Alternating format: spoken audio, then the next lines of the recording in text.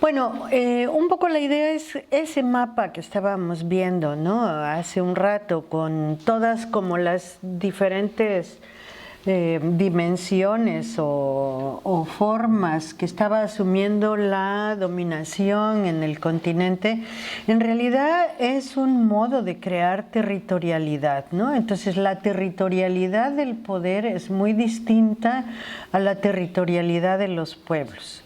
Cuando yo hablo de territorio no estoy hablando de terreno, de un pedazo de tierra, estoy hablando de una construcción histórico-social. Si el territorio es algo que se crea, que se construye, que se modifica, que es a la vez cultural y físico, que es simbólico y que es también material, o sea, todas estas cosas, cuando hablo de territorialidad, entonces implican que estamos hablando de territorios con visión de mundo, por decir de algún modo, ¿no? O sea, la visión de mundo que tiene el gran poder capitalista produce un cierto tipo de territorialidad, que es de alguna manera la que un poco estuvimos viendo en los mapas anteriores, y ahora se trataría de ver si, digamos, que esa territorialidad, de hecho, es una territorialidad que viene a confrontar la territorialidad previamente existente. La de los pueblos, que hoy se llaman pueblos originarios, pero que eran los que estaban construyendo procesos sociales, políticos, culturales, etcétera, en estos mismos lugares, antes de que llegara la oleada, ¿no? La ofensiva capitalista hacia esos territorios. Y lo mismo en cualquier lugar del planeta, en cualquier lugar donde nos paramos, podemos observar eso. O sea, ¿cuál es la territorialidad de los pueblos que a veces se pierde con la invasión, ¿no? En el caso nuestro, con la conquista, por ejemplo, que fue una gran invasión, además con exterminio, en fin. Entonces, de repente se pierden ahí muchas cosas, otras subsisten y otras se siguen creando. Yo no pienso en territorialidades estáticas, sino en territorialidades en movimiento permanente, o sea, críticas, políticas que se van ajustando, que van peleando, que son las territorialidades de la resistencia o son las territorialidades de la emancipación, según los casos. Cuando vemos el mapa ese que veíamos con todos los, acuérdense, ¿no? Con todos los tratados de libre comercio, los tratados de seguridad, las riquezas, cómo estaban ubicadas y eso cómo hacía que las transnacionales se colocaran en ciertos lugares, ¿no? Por ejemplo, por aquí, es lo que también de algún modo debe ser confrontado con esta idea de otras territorialidades que pueden construirse simplemente en el rechazo o que pueden tener raíces mucho más profundas, históricas, pero que de algún modo expresan siempre una visión del mundo distinta. Aquel que rechaza una carretera, una mina, tiene una concepción del mundo que es una concepción, digamos, sin esa mina, con el mineral usado de otra manera o con el mineral incluso ni tomado en cuenta, también puede suceder. Entonces, eso vamos a estar viendo permanentemente en el planeta, ¿no? En este caso en el continente, y ese es el espacio, me parece a mí, donde se va definiendo el rumbo que tienen los procesos mundiales. Ahí es donde se van definiendo los límites de la hegemonía, ¿no? ¿Qué tipo de hegemonía es la que prevalece? ¿Hasta dónde los pueblos logran limitar esa hegemonía del poder y logran construir con base en sus propias visiones de mundo? Yo marco aquí algunos de los movimientos que hemos tenido pues en estos años que, sobre todo los que mencionábamos, ¿no? En este caso desde el 92 en adelante, y que mencionábamos la primera parte del siglo XXI, que fue de gran efervescencia y que hizo que se organizaran muchas de estas cosas. Por ejemplo, una guerra del agua que empezó en 1999.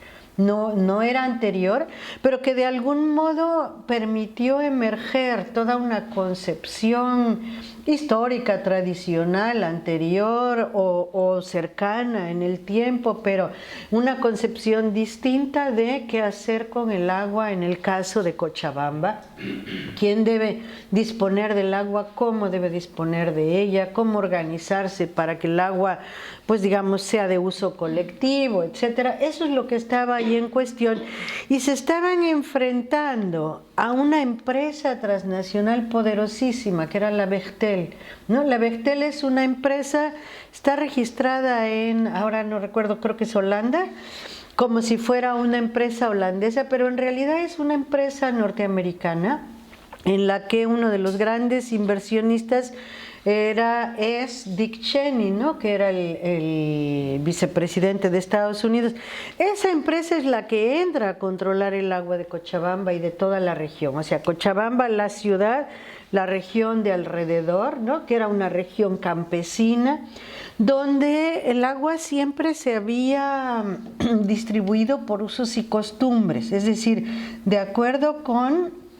Oigan, ¿está retumbando mucho esto o no? ¿Sí? Yo sí lo oigo retumbar, por eso. Es decir, de acuerdo con criterios tradicionales, con criterios culturales distintos a los que de hecho impone, pues no sé, el capitalismo en general, en este caso la empresa que se iba a establecer ahí en particular. Es muy interesante el caso porque es toda la población de Cochabamba, es decir, es como una lucha en que las diferentes clases sociales, sectores de la sociedad cochabambina, están los campesinos, están los obreros, están las amas de casa, la clase media, los indígenas que bajaban de los montes de alrededor. O sea, todos confluyen en esa lucha porque de repente el agua es algo que importaba a todos y no estaban dispuestos a que se privatizara de esa manera y se cancelara. Como esta lucha vamos a tener por todos lados. Todos tienen que ver con diferente tipo de como mecanismos de agresión hacia los usos y costumbres, hacia la vida cotidiana, hacia la disponibilidad de recursos. O sea, es un atentado, una violencia contra las costumbres de la población, que son costumbres que muchas veces pueden ser tomadas como algo muy conservador, pero que de hecho es el espacio cultural que se ha construido, es el espacio de los sentidos comunes, ¿no? Y de la moral comunitaria, que es un poco lo que decíamos que está siendo como vaciado permanentemente con estos atentados culturales al disciplinadores. Como eso, tenemos mineras, tenemos acá luchas en contra de este proyecto IRSA que yo les hablaba, que es el de infraestructura, que es un proyecto que no solamente construye las rutas, sino que en la ruta va construyendo canales de generación de energía eléctrica y por ejemplo, que en este caso utiliza la fuerza de los ríos, entonces va asentando hidroeléctricas por todos lados, ¿no? No es solamente el camino, sino la hidroeléctrica, y de repente el territorio se empieza a llenar de estas cosas. Y bueno, por supuesto las poblaciones acá son poblaciones de selva, ¿no? Y evidentemente se levantaron para rechazar las grandes represas que iban a generar la energía eléctrica. Todo, creo yo que hay una fecha que es muy importante, que es la de los levantamientos indígenas. El hecho de cumplir 500 años, ¿no?, de la conquista, de estar en medio de un neoliberalismo salvaje en ese momento, hizo que de diferentes maneras ese momento fuera, digamos, una especie de parteaguas que detonara una gran cantidad de procesos, ¿no? 500 años ya basta. Fue un poco el llamado por todos lados, y de acuerdo con también las conformaciones sociales que hay expresiones de diferente tipo. Por ejemplo, acá vamos a tener en Buenos Aires que el grito de guerra es que se vayan todos, o sea, es un cuestionamiento al sistema político. Un cuestionamiento al sistema político que cuando vemos la gente que se levanta en Chiapas, los zapatistas, ¿no?, que supuestamente se levantan por la defensa del territorio, qué sé yo, pero lo primero que dicen es sistema político en crisis, o sea, no hay posibilidades de procesar política por los canales políticos existentes ninguna de las disputas que se están teniendo en términos de territorialidad. Entonces, en términos generales hay una fuerte crisis de los sistemas de dominación, de los sistemas de gobierno, que permite que los pueblos se levanten y que luego va a tener particularidades. La de la mina, la de la carretera, la del agua, el agua porque la contaminaron, el agua porque le pusieron la hidroeléctrica por diferentes razones, y todo va a estar ocurriendo en este territorio, pero tienen elementos comunes muy importantes, que esos son los que quiero que desentrañemos ahora en esta parte.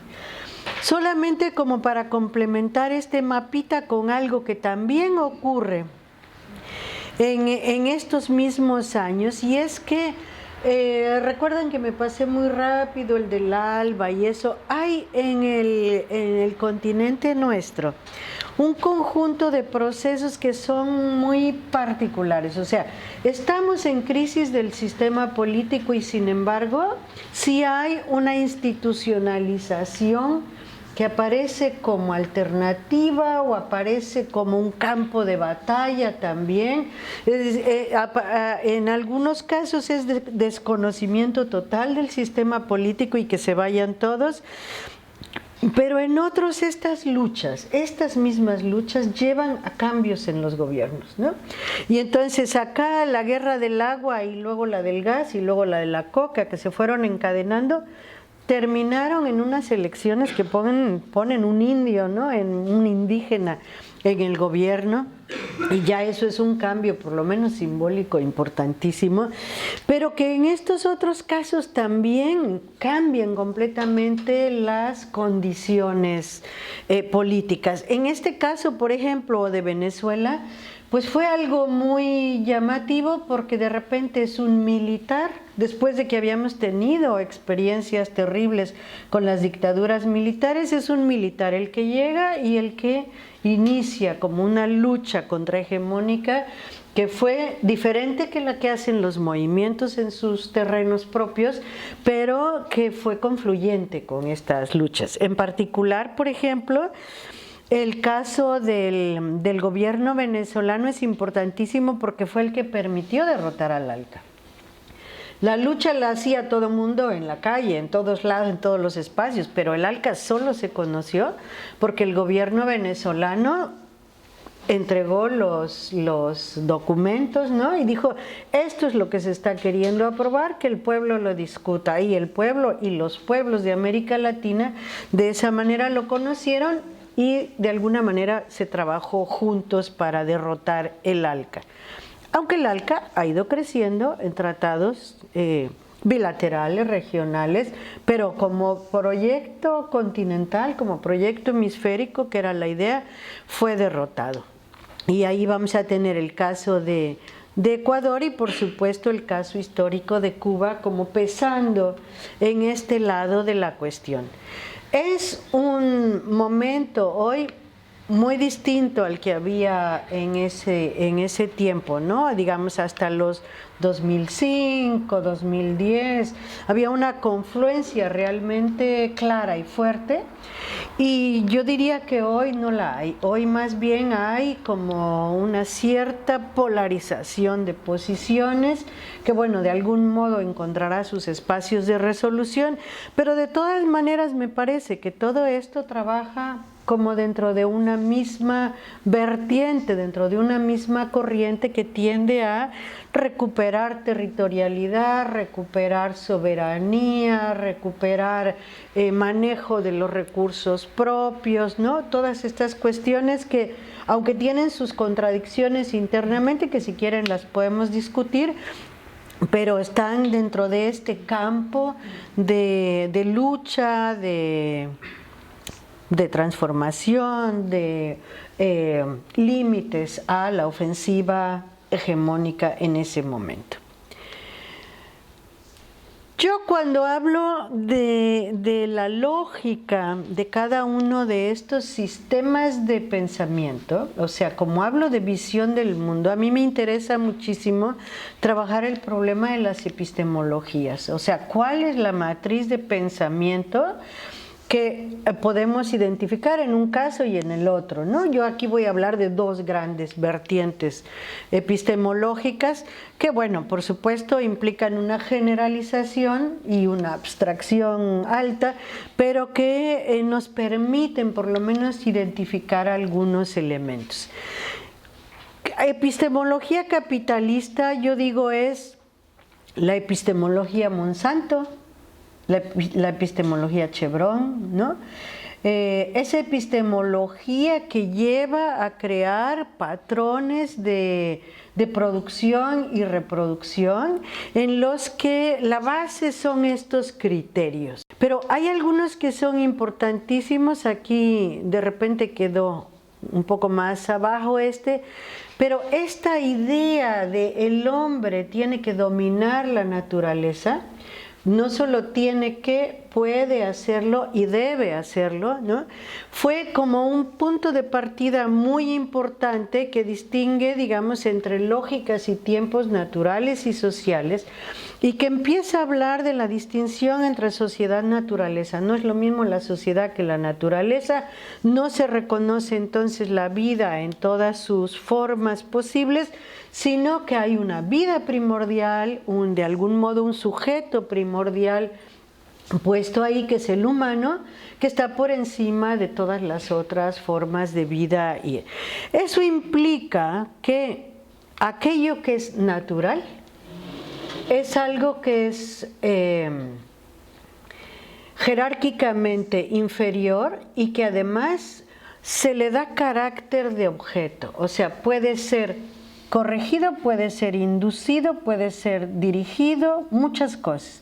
Pero el grado máximo al que hemos llegado hoy es justamente el de la corrección. La naturaleza no está haciendo las cosas bien, de acuerdo con un cierto patrón de pensamiento, no está haciendo las cosas bien y entonces hay que cambiarla, hay que enseñarle cómo. Y enseñarle cómo es desde alterar códigos genéticos hasta violentar tremendamente el territorio, por ejemplo, a través de canales donde no debe haber canales, ¿no? Cauces de agua, moverlos del lugar, quitar glaciares de un lado y ponerlos en otro, que esas son cosas que están hoy no solamente en el imaginario, en las prácticas capitalistas de hoy en día. En las prácticas capitalistas de hoy, a las semillas se les quita la capacidad de reproducirse a sí mismas, que es lo que ha hecho Monsanto, para, pues, entre otras cosas, poder monopolizarlas y controlar el mercado de semillas y de productos agrícolas. Pero entonces hay como un impacto muy particular que hace que la naturaleza se va objetivando, se desubjetiza, ¿no? Es decir, no tiene ninguna capacidad propia de decisión dentro de este sistema de relaciones y es gobernada por el humano. por el humano, que es el hombre, ¿no? En general es el hombre blanco, como siempre se dice, ¿no? Hombre blanco, etcétera, etcétera, ¿no? Todas esas son derivaciones de esta estructura de pensamiento. Eso es lo que hace a la naturaleza también recurso, ¿no? Es decir, los recursos humanos, los recursos naturales. El recurso humano es un humano que también es objetivado. O sea, hay también en el interior un proceso de jerarquización que nos lleva como a este tipo de modo de pensar, de entender, y por lo tanto de hacer, ¿no? Es un modo de vida lo que se crea a partir de todas estas cosas. Uno de los puntos importantísimos de esto también es la individualización, ya sea la individualización de la naturaleza, que la podemos ver en los monocultivos, por ejemplo, ¿no? En la eliminación de especies que no son tan rentables, en este tipo de cosas, pero sobre todo en este disciplinamiento del individuo palma africana, ¿no? En un terreno grande, ordenado, fácil de administrar. Ese es como un impacto de la individualización y por supuesto la individualización entre seres humanos que nos lleva, entre otras cosas, a romper tejidos sociales, a romper posibilidades de generar sentidos comunes, porque no tenemos comunidad, la comunidad tiende a desaparecer constantemente. Nosotros, claro que tendemos a recrearla, ¿no? Pero tendería a desaparecer y a entonces objetivar también seres humanos, porque un ser aislado pues es de hecho un objeto. Esto y el ritmo, esta dinámica acumulativa, ¿no? Progresiva de la que hablábamos hace un rato, son fundamentales para entender la lógica del capitalismo, incluso todas estas estrategias de las que hablábamos hace un rato y que de algún modo es el contexto en el que estamos nosotros intentando sobrevivir o crear un mundo distinto. Ante este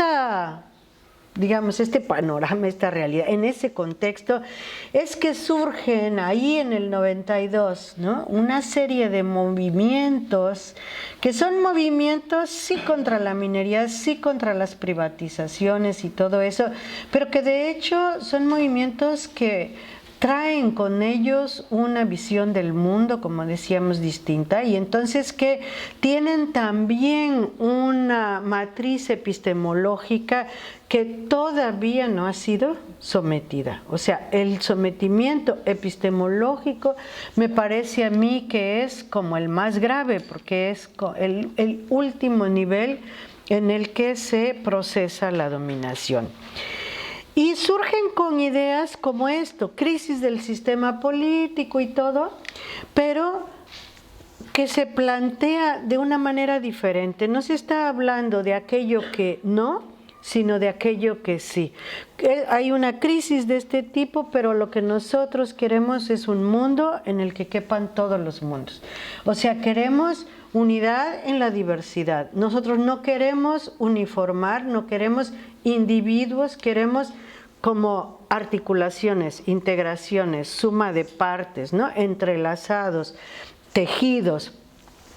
Y se va complementando con ideas que van, yo siempre hablo de una especie de corredor conceptual, ¿no? Como en un ciclo de luchas que ocurre en estos momentos en el planeta entero, pero yo estudio principalmente los de América Latina, pero en muchos otros lugares del planeta podemos encontrar cosas similares y es un corredor conceptual en el que se va construyendo colectivamente y de repente una idea sale en un lado, ¿no? Esto es, digamos, una propuesta zapatista, esto ya es Bolivia, esto es Ecuador y luego van a estar surgiendo en todos los lugares, pero también recogiendo cosas que vienen del pasado. Esto de la tierra sin mal es algo que plantean los pueblos originarios desde desde siempre, ¿no? Desde antes del capitalismo. O sea, que nos hablan de una historia, todas estas cosas nos hablan de una historia que es anterior al capitalismo y que nos permite entonces darnos cuenta que el capitalismo no es la única forma de vivir, no es que no hay otra alternativa, sino que es un modo de organización social que tiene límites históricos, ¿no? Límites históricos y límites de muchos otros tipos, y que si ya hemos vivido en algún momento en este planeta sin capitalismo, podemos volver a vivir sin capitalismo. ¿Cómo lo vamos a hacer? ¿Quién sabe? Es algo muy difícil porque el capitalismo realmente ha logrado abarcarlo casi todo, ¿no? Esta idea del espectro completo es algo que no solamente está en el imaginario, sino que en la práctica se está construyendo. Y entonces, bueno, si nos abarca el espectro completo, ¿por dónde empezamos? ¿Cómo desmontamos esta visión del mundo o esta ruta epistemológica capitalista, retomando en parte concepciones que nos vienen de historias más largas, pero reconstruyéndolas porque hemos estado durante todo este tiempo en interacción, pero también defendiendo espacios culturales, espacios de sentido, de un sentido distinto de la vida.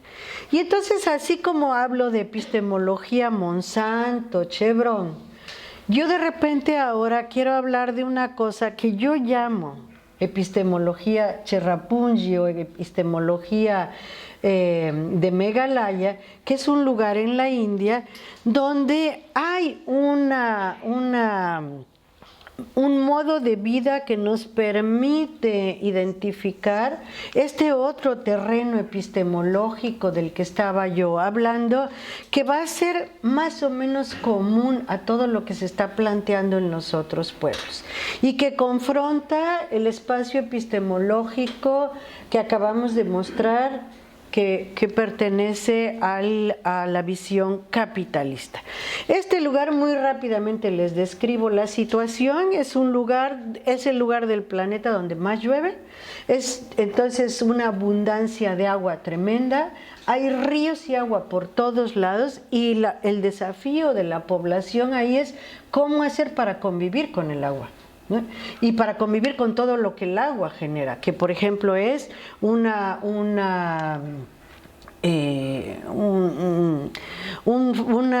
follaje espectacular, árboles por todos lados, plantas por todos lados, es decir, hay mucha vida por todos lados, pero es una vida difícil, porque es una vida tan cargada de agua que, bueno, no es fácil moverse ahí.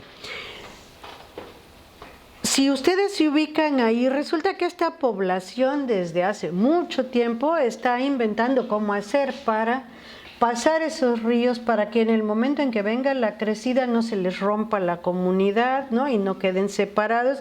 Y lo que idearon fue, vamos a construir puentes con las raíces de los árboles que están en las dos puntas, en las dos orillas.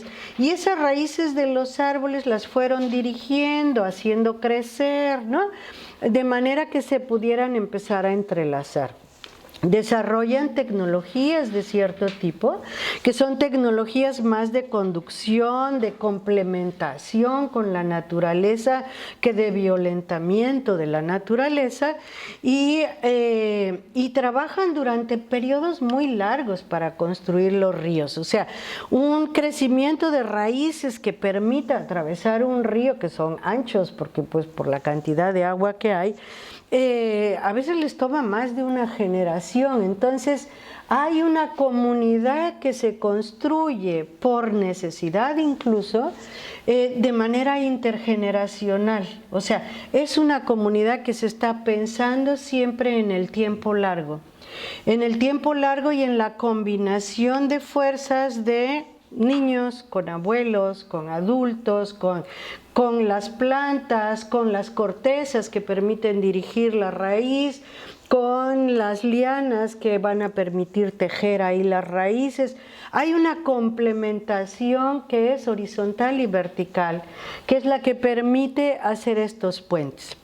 En algún momento se pensó que era absurdo seguir trabajando con esto ya en el siglo XX, o sea, cuando tenemos concreto armado y todas estas cosas, y entonces el Estado vino y construyó puentes de concreto, y los puentes de concreto no duraron nada, o sea, volaban con la primera crecida de los ríos, y entonces se demostró que la forma de vida que tenía la comunidad era mucho más pertinente, ¿no? Era mucho más adaptable, racional, que estaba relacionada con el tipo de lugar, con el tipo de medio ambiente, que es un medio ambiente además que preexiste, pero es creado y recreado, ¿no?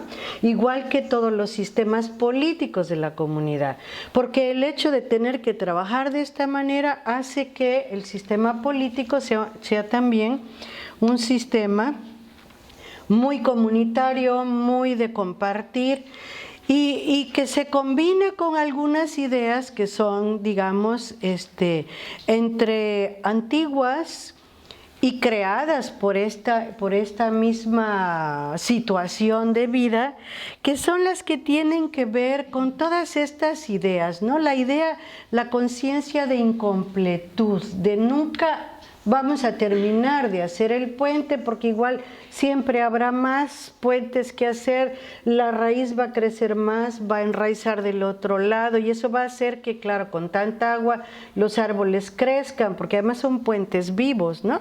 El árbol mismo va creciendo, va fortaleciendo, lo que el puente de concreto se rompe con la lluvia, el puente vivo, al contrario, se solidifica con la lluvia, se fortalece.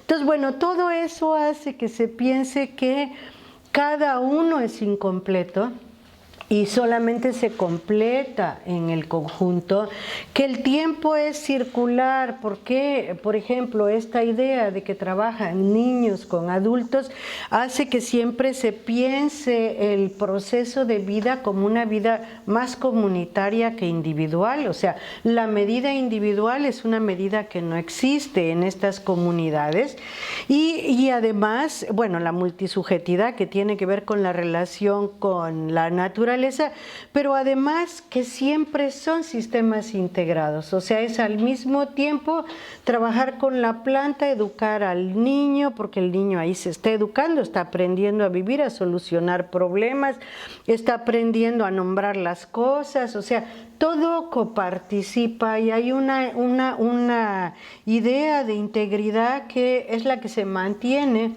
en el conjunto de los niveles y que viene de esta percepción que se tiene de que nada solito es por sí mismo, sino que todo podría ser algo vacío o algo incompleto a menos que esté en relación con todo lo demás, ¿no? Y entonces en los orientales lo presentan mucho como la idea del árbol vacío, que sin la lluvia, sin el aire, sin el sol, etcétera, sin los nutrientes del suelo, no es nada, o sea, no es propiamente árbol, lo que hay ahí es un vacío que puede llegar a ser árbol y que solamente lo es en ese proceso de complementación, ¿no?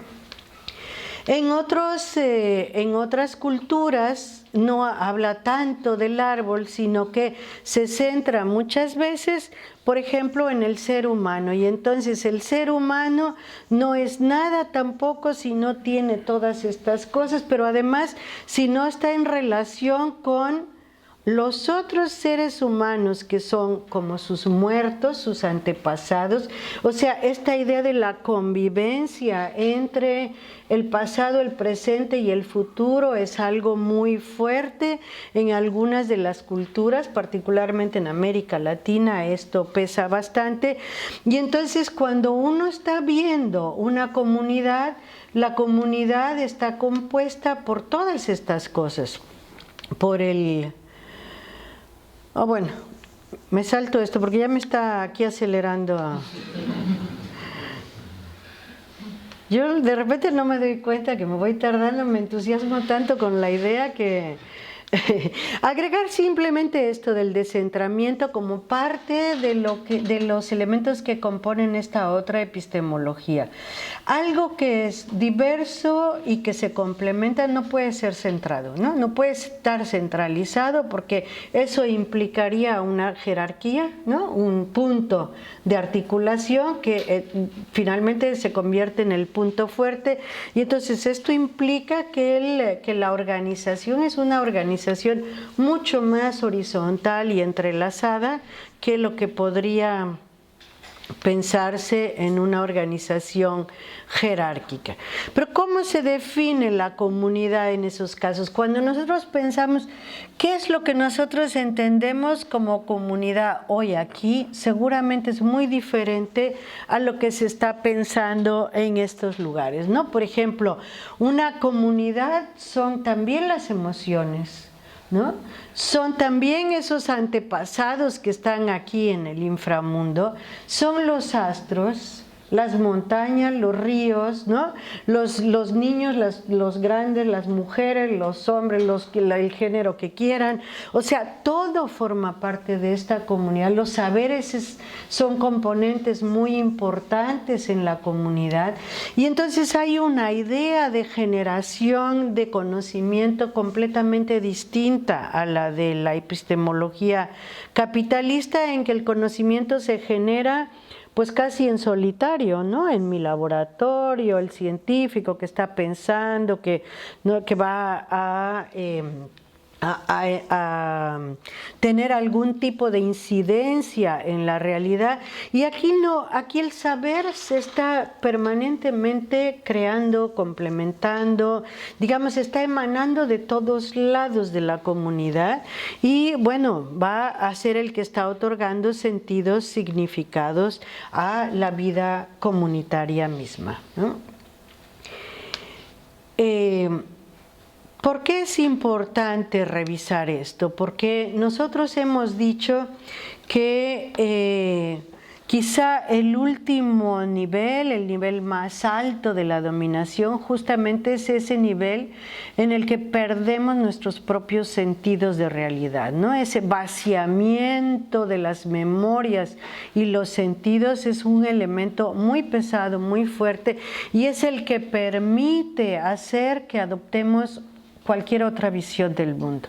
Cuando dudamos de lo que nosotros mismos vivimos, por ejemplo, cuando tenemos, y piensen ustedes que eso es algo que nos pasa todos los días, nosotros teníamos una idea de las cosas que venía, por ejemplo, de nuestros abuelos, ¿no? El abuelo siempre me dijo que tal cosa funcionaba así, o que muchos tenemos abuelos agricultores o cosas así. Entonces tenemos una idea de relación también con ese otro espacio que es distinta, y de repente hoy en la televisión se nos planta una imagen diferente, ¿no? Y entonces no es esta la realidad, la que nosotros veníamos acumulando de nuestros abuelos, la que veníamos construyendo comunitariamente, sino que ahí está la foto, y está la foto quiere decir que así es. Esta idea de lo objetivo y subjetivo, de lo rural y lo urbano, de lo político y lo social, de la sociedad y naturaleza, son como separaciones que tienden a debilitar nuestros sentidos de realidad y que se nos presentan como excluyentes, ¿no? Como el que es urbano no es rural y el que es rural no es urbano, no sabe vivir como los urbanos, ¿no? Y el urbano no sabe cultivar como los rurales, y entonces los dos estamos indefensos. El que es rural porque, bueno, no entiende las complejidades del mundo contemporáneo, y este que está metido ahí en las complejidades porque no se va a poder alimentar, pues no se puede alimentar de computadora, ¿no?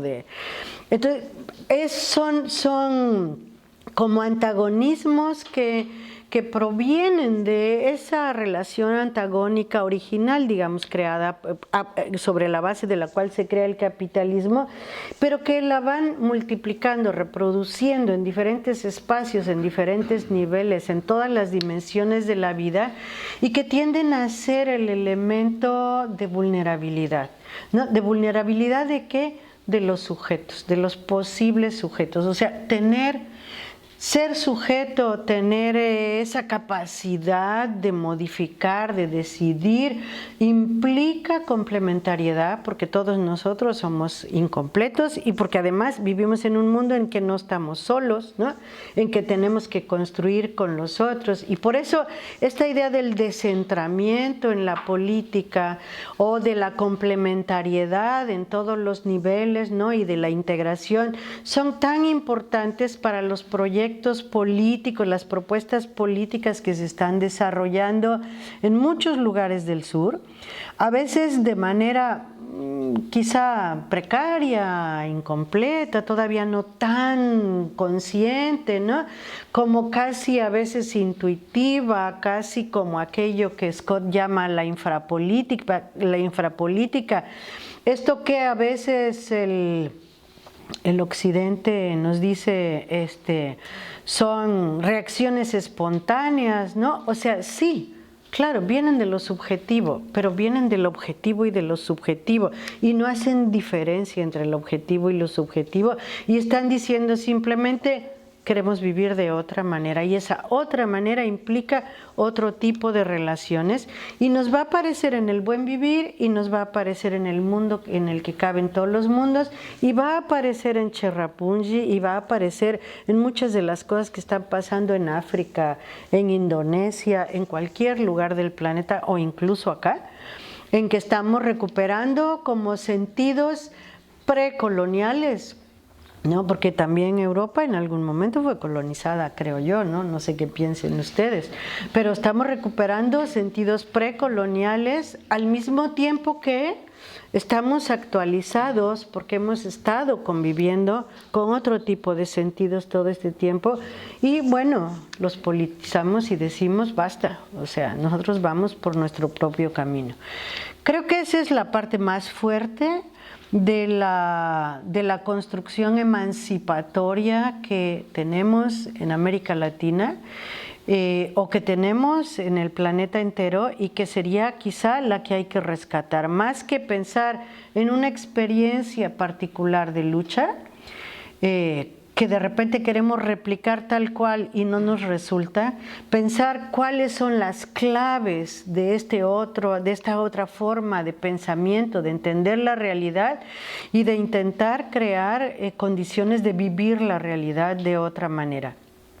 Entonces, no sé, ante la individualización que promueven pues todas estas, o la fuerza que nos aplica el Pentágono y todo eso que estuvimos viendo hace rato, ¿cómo hacer desde nuestros lugares chiquititos? Ella preguntaba en una sesión anterior, o sea, nosotros que somos pues tan chiquititos, ¿cómo peleamos contra esos tanques, esas bases militares, ese gran poder transnacional? A nuestra manera, ¿no? O sea, desde nuestro lugar. Y ahí están todas las pruebas de las cosas que sí se logran peleando desde ese otro lugar.